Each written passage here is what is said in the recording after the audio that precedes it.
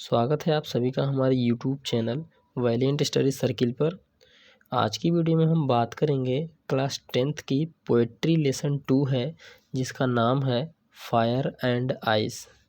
दोस्तों, इसमें हमने अबाउट द पोएट को नहीं लिखा है। अगर इसको आप पढ़ना चाहें तो आपके डस्ट ऑफ स्नो जो फर्स्ट लेसन आपका है, उसी का सेम आपका पोएट के बारे में दिया हुआ, आप उसको पढ़ सकते हैं।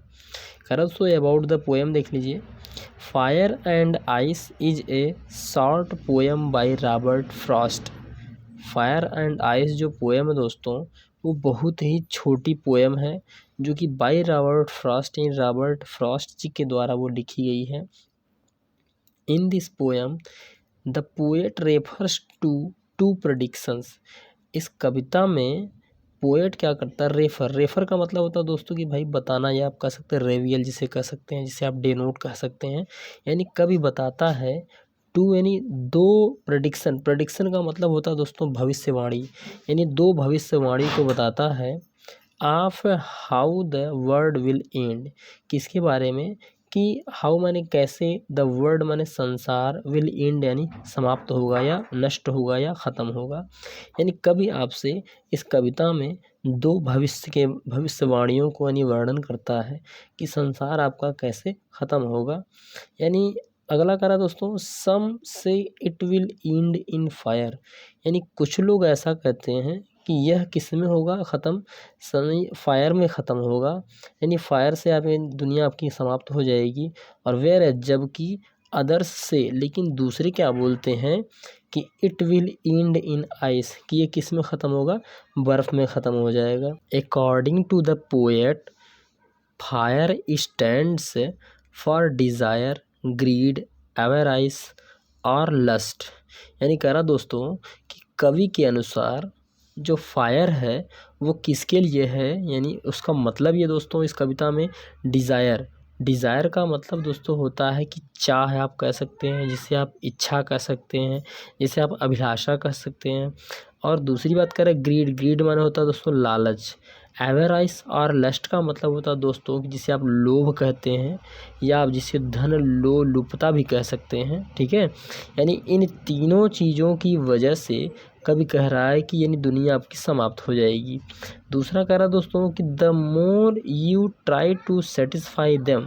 यानी मोर का मतलब दोस्तों ज़्यादा, यानी जितना ज़्यादा आप ट्राई यानी प्रयास करते हैं, टू सेटिस्फाई माने संतुष्ट करने का, और देम माने उनको, यानी अगर इन इच्छाओं को, जैसे कि डिज़ायर हो गया, ग्रीड हो गया, एवराइस हो गया, यानी आपकी जो इच्छाएं हैं, अभिलाषा है, लालच है आपका, और आपका जो लोभ है, अगर इन सभी चीज़ों को आप जितना ज़्यादा क्या करेंगे, संतुष्ट करने का, जितना ज़्यादा उसको पूरा करने का प्रयास करते हैं, वो उतना ही ज़्यादा क्या होते हैं, द मोर दे ग्रो, उतने ही ज़्यादा वो बल्कि क्या होते हैं, प्रबल होते हैं, यानी प्रभावशाली बन जाते हैं, वो और बढ़ते हैं।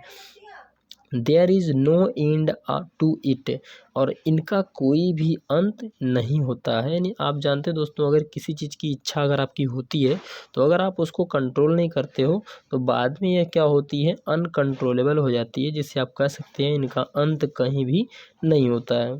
लाइनें देखिए दोस्तों लिखी हुई हैं, कह रहा है सम से the world will and in fire. यानी कुछ लोग कहते हैं कि संसार आपका किस में नष्ट होगा, फायर में बर्बाद हो जाएगा।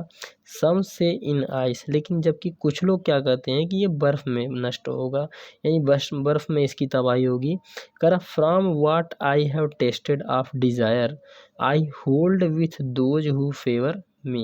यानी कह रहा है कि फ्रॉम माने से, व्हाट माने जो भी, यानी जो भी ऐसी चीज़ें हैं, आई हैव टेस्टेड यानी जिनको मैंने स्वाद चखा है। कभी कह रहा है जो भी ऐसी चीज़ें जिनका मैंने स्वाद चखा है, कौन सी चीज़ों का, ऑफ डिज़ायर यानी इच्छाओं का। कभी कह रहा है कि इच्छाओं का स्वाद जो भी मैंने चखा है, I hold with those who favour me. और मैं कह रहा कि कभी कि आई माने मैं, होल्ड माने पकड़ना होता है, लेकिन होल्ड विथ का मतलब कह सकते हैं कि पक्ष लेना, या मैं उनके साथ रहना चाहता हूँ, या उनका मैं पक्ष लेता हूँ।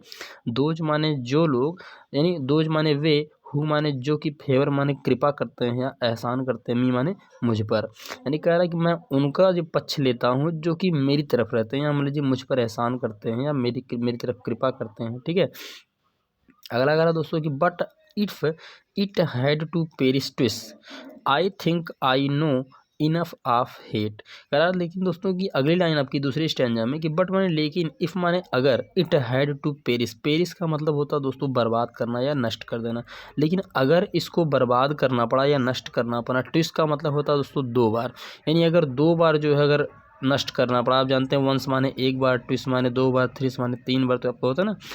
अगर मान लीजिए इसको अगर दोबारा नहीं बर्बाद अगर 2 बार नष्ट करना पड़ा, तो आई think I know enough of hate. तो आई माने मैं, थिंक माने सोचता हूँ या मुझे लगता है, कि आई नो माने मैं जानता हूँ, इनफ का मतलब दोस्तों पर्याप्त, नहीं मुझे ऐसा लगता है कि मैं पर्याप्त जानता हूँ किस बारे में, ऑफ हेट माने घृणा के बारे में। यानी कवि का कहना है कि अगर इसे 2 बार नष्ट करना पड़ा, तो मुझे ऐसा लगता है कि मैं पर्याप्त नफरत जानता हूँ। ठीक है ना दोस्तों।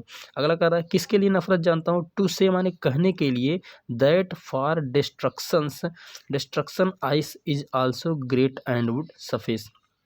कह रहा है कि टू से हमारे कहने के लिए, क्या कहने के लिए, दैट की फॉर डिस्ट्रक्शंस। डिस्ट्रक्शन माने होता है दोस्तों विनाश, आप कह सकते हैं, यानी आप कह सकते हैं बर्बादी से कहा जाता है। ठीक है, यानी मैं उस बर्बादी के बारे में यानी अधिक, यानी कहने के लिए मैं बहुत अधिक घृणा जानता हूँ कि आइस माने बर्फ भी क्या है, इज आल्सो माने है भी क्या है, ग्रेट एंड वुड सफाइस। यानी कह रहा है कि जो बहुत ही महान है, किसके लिए, महान किसके लिए है दोस्तों, सब कि कवि कह रहा है कि अगर, यानी लेकिन अगर हमको क्या करना पड़े, 2 बार ही नष्ट करना पड़े, तो कह रहा मुझे ऐसा लगता है कि मैं जानता हूँ, क्या चीज़ जानता हूँ, यानी घृणा के अत्यधिक, यानी इनफ माने पर्याप्त घृणा के बारे में जानता हूँ, किसके लिए, सिर्फ कहने के लिए कि ये जो आपका बर्फ़ है ये भी हमारे लिए क्या है, ग्रेट माने बहुत ही महान होगा, जो कि क्या, बर्बादी का कारण। यानी आप कह सकते हैं कि यह बहुत ही क्या है, विनाश के लिए बर्फ़ भी बहुत महान और पर्याप्त होगा।